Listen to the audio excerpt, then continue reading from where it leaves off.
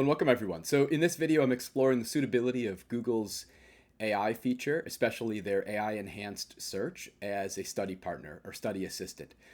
And so I'm going to explore this here. Now, I noticed on my phone, it'll give me I guess it's the Gemini infused search results. But then when I came to the desktop, it wasn't doing that for whatever reason. So what I did is I just logged into my Google account and then I went to Gemini to explore actually the very same topic I'd posted a video about just a second or not too long ago. I'll link that one up here. It was about deadweight loss and externalities. So when I typed it into Gemini here, first thing is I typed in DWL and for deadweight loss, and it auto corrected that to DAL, which is annoying. So then I went down and I fixed that to retype deadweight loss, and let's go and kind of evaluate what it's saying here. So it says, all right, deadweight loss and externalities is what I was interested in. Tells me deadweight loss is an economic term that refers to the loss of efficiency that occurs when the equilibrium for a good is not Pareto optimal. This means there's more efficient allocation of resources that could benefit at least one person without harming another. I mean, good, like it's not wrong. It's not probably the most transparent definition for deadweight loss. Usually it's suffice to say it's basically efficiency when there's like unrealized gains to trade that are possible. But this is good enough. Externalities are costs or benefits that affect a third party who did not agree to incur or receive them. This can be positive or negative and arise from both production and consumption activities. Yeah, that's right. So usually we'll just say externalities are external costs or benefits that affect bystanders, but third party is fine. Certainly, yeah, they're not part of the original decision makers, so they're not incurring or receive it. They're agreeing to incur or receive them, so that's right. Here's an important distinction. So they say that externalities can arise from both production and consumption activities. That's true. I mean, externalities can occur from, any market transaction, actually lots of other activities as well. Any time when there's like unaccounted for benefits that spill over to bystanders, we have a positive externality. And any time when we have unaccounted for costs that spill over to bystanders, we have a negative externality. So that's right.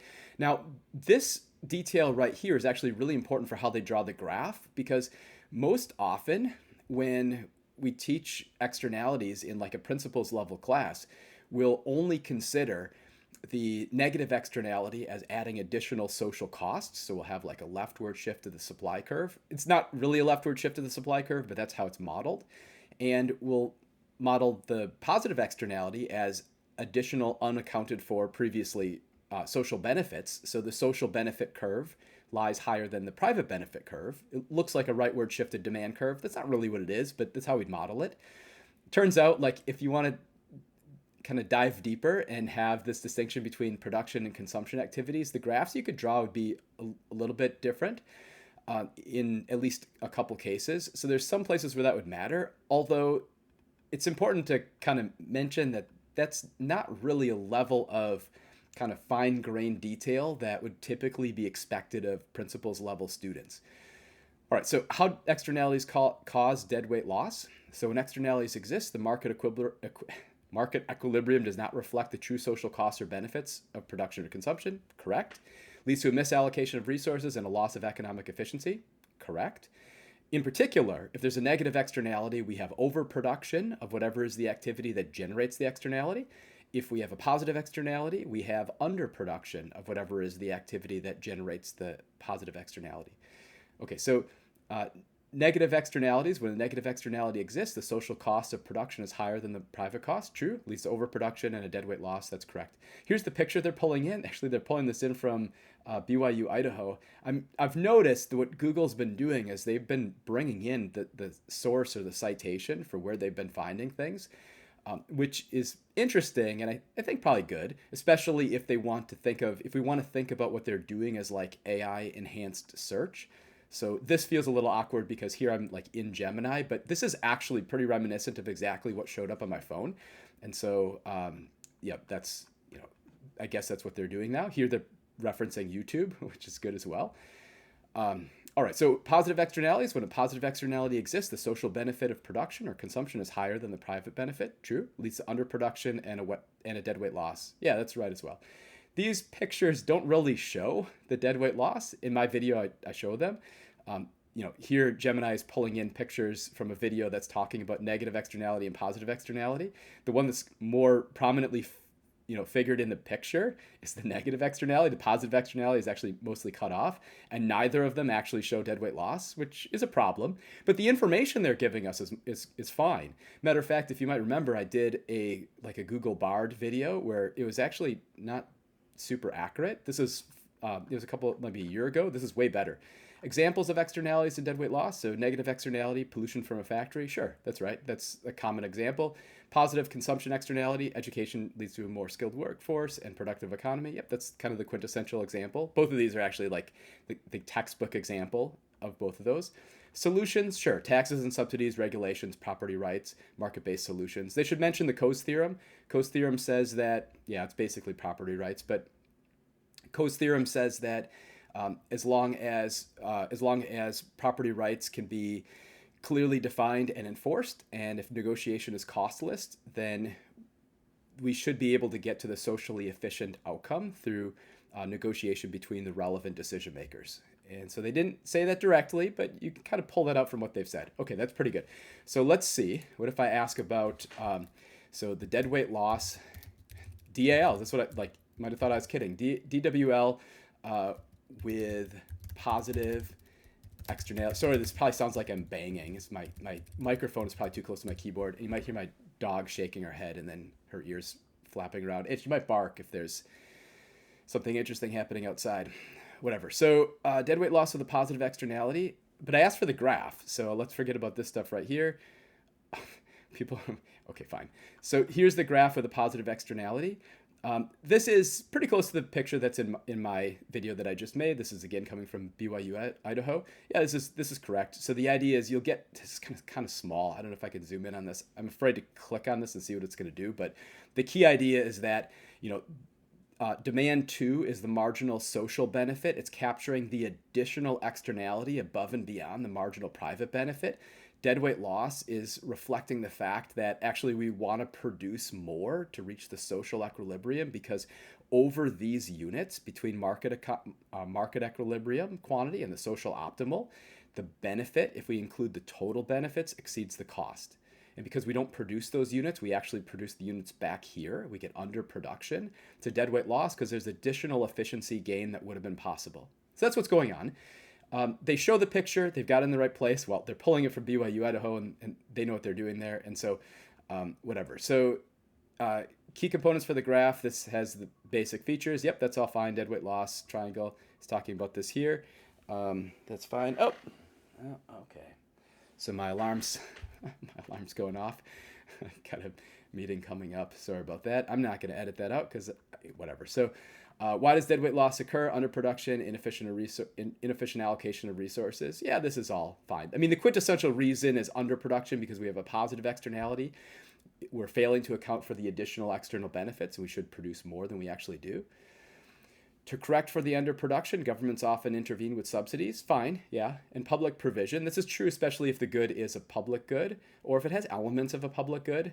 So public education, public health programs are not necessarily public goods. To be a public good, it's got to be non-rival and non-excludable. But third-party provision or government provision can solve a positive externality problem. Sources and remain. The source. I'm not going to click through that link. I don't know what that is. But why would they not cite the source of the graph that they had? Whatever. Deadweight loss, negative externality graph. So this is pretty good. Wait, are you kidding me? I'm a language model and don't have capacity to help with that? What? But you just showed me the positive externality deadweight loss graph. Yeah, Gemini can make mistakes, so double check. Okay, so I reminded Gemini that Gemini does in fact have the capability, despite being a language model, to help me with negative externalities and deadweight loss. And so we've got the graph. Yeah, all right. So they're citing something. I don't know what that is. This is the graph showing deadweight loss with a negative externality. This is correct. So assuming this is not labeled pretty well, this is saying supply is equal to, I can't really see what this is doing, marginal cost, and this looks like marginal cost minus the externality. They're using a different convention right here. And of course, this is coming from fundamentalfinance.com, or maybe that's something Gemini's hallucinating about, attributing that. I don't know. This is a non-standard way to label this graph. We would think of the higher cost curve capturing the additional cost to bystanders. So the social marginal cost curve is higher than the private marginal cost curve. I guess whoever made this graph, if this is accurate from the source, was thinking of the social supply curve, the social marginal cost curve here, and then if we take away the social cost, X, we get down to the private marginal cost. Fine, it's a non-standard way to do it, but it's not wrong. And sure enough, we get deadweight loss because we get overproduction. We should actually produce less. This deadweight loss triangle looks a lot like if we were to have the standard supply and demand diagram, and if you were to overproduce, right? If this is the regular competitive equilibrium, in fact, we could think of it as that because they've labeled this as marginal cost and this is marginal benefit, so it's actually labeled that way.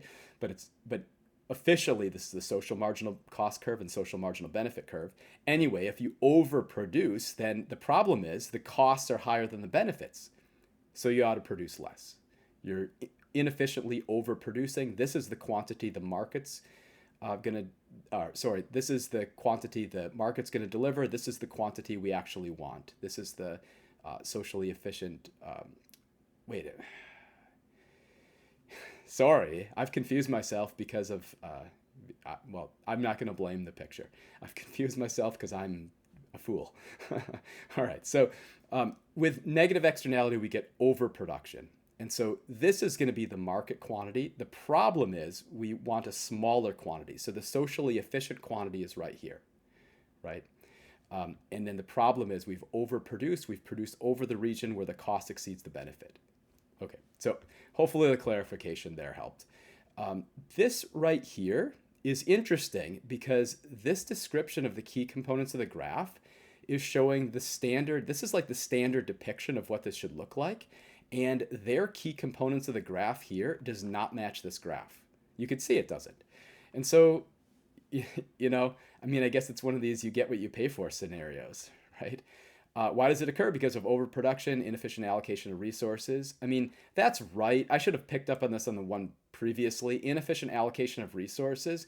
This is more typically what we attribute the cause of deadweight loss to. Now, specifically, if we're talking about an externality scenario, then for negative externality, it's overproduction. For positive externality, it's underproduction. Inefficient allocation of resources is not wrong, but it's not like the first thing you think of. They've listed it number 2, so maybe whatever. So how would we solve this? Well, taxes, sure. If you set the tax exactly equal to the size of the externality, then it would be a Pigouvian tax and a corrective tax. And the idea is the decision makers, they're not able to pay attention to the externality.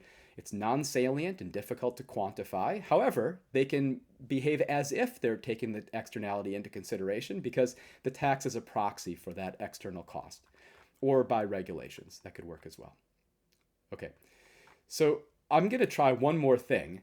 And I don't know if this is going to work very well, but on my phone, one of the things that kind of motivated me making this video was on my phone when I was asking Google to make a graph for the positive externality graph. It showed it with a kind of a non-standard but not incorrect treatment. And I found the source of where it came from. It's not typically how we teach it to a principles level class, but I want to see if I can get Gemini to do this here. So can you show me the deadweight loss graph when there's a positive externality generated. Can you show me the comparison of the deadweight loss graphs when there's a positive externality generated through consumption and production? And I'm kind of just going to skip over this stuff and see if it'll show me the right picture. Here's the one we had before. This matches like the standard treatment. And then here's the other one. This is what they showed me. Okay, so but what I was the reason why I wanted to do this is because when I asked Google to show me the deadweight loss positive externality graph, it gave me this, which it's citing a source here. I don't know this source right here. When I found it, it was coming from like from a slide deck from Harvard, and it was a perfectly reasonable source. It was not incorrect, as you'd expect it to be correct from Harvard, and it was correct. But it's non-standard. This isn't typically the picture that we'd show for a positive externality, right? The positive externality we usually think of as the marginal benefit curve, the social marginal benefit curve, lying above the private marginal benefit curve because of these unaccounted for additional external benefits. Here, they're showing this positive externality generated because, with this on the supply side, right? So here's the marginal private cost curve, here's the marginal social cost curve. And furthermore, this looks different than how we've drawn negative externalities, right? In the negative externality graph, the higher cost was the marginal social cost and the lower cost was the marginal private cost. And so I can imagine this being super confusing to students. Also, I guess officially don't worry about this part because almost certainly you're not going to be responsible for this in like any class that you'd have. I mean, I've never seen anybody teach it this way. Except for that lone slide deck from that Harvard thing. And I don't know, maybe it's just that the market leading textbooks or the textbooks that I've typically seen haven't covered it, or maybe I don't know, somebody's changed their philosophy about how we ought to teach this at the principles level. Whatever, it's not wrong. I think it actually is helpful, except for, and it's a useful clarification, because the difference is this is thinking about a positive externality in production, which it's an important distinction. It's a useful concept. The economics are right, but it can be super confusing. Oh shoot! There's my alarm again. Let me explain what's going on here, though, before I run over my next meeting. So what's going on here is we have the marginal private cost, we have the marginal social cost, and the idea is the marginal social cost is lying below the marginal private cost, indicating the additional social benefit, because what's happening is when the good or service is produced, it's benefiting not only the producer and consumer, but also third parties. So this is like, producing research or development or something like this causes technological advancements.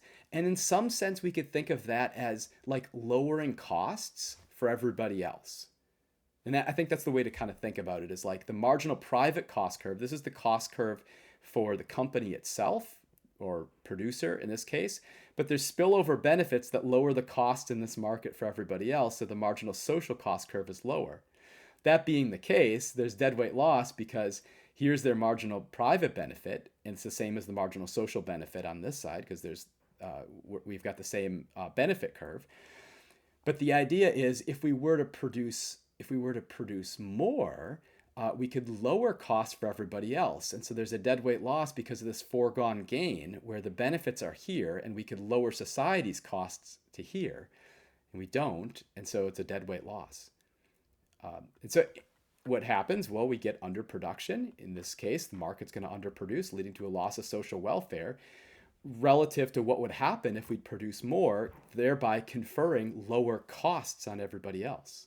See, usually we think of positive externalities as generating additional benefits. Here we're thinking about this as lowering everybody else's costs, which I think is interesting to think about, interesting and valuable.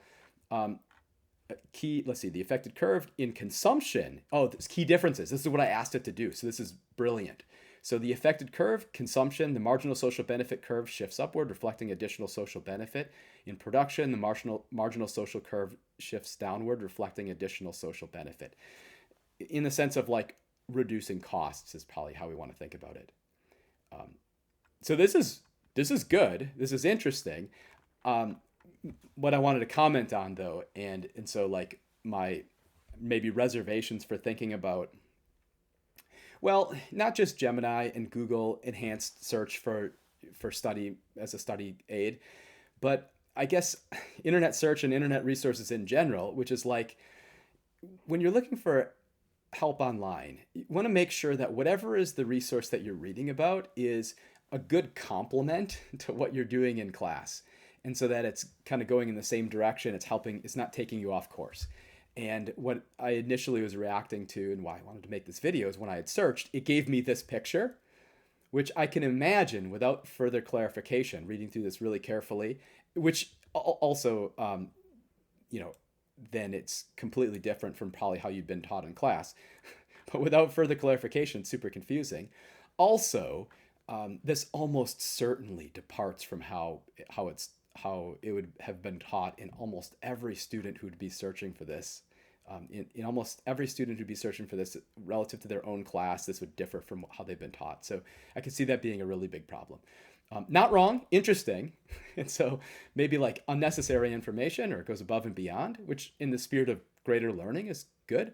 But as always, kind of, I guess, be a careful discerning consumer of AI generated content and, all other like educational content. Anyway, I hope you enjoyed this video. I hope you found it useful, and I'll see you next time.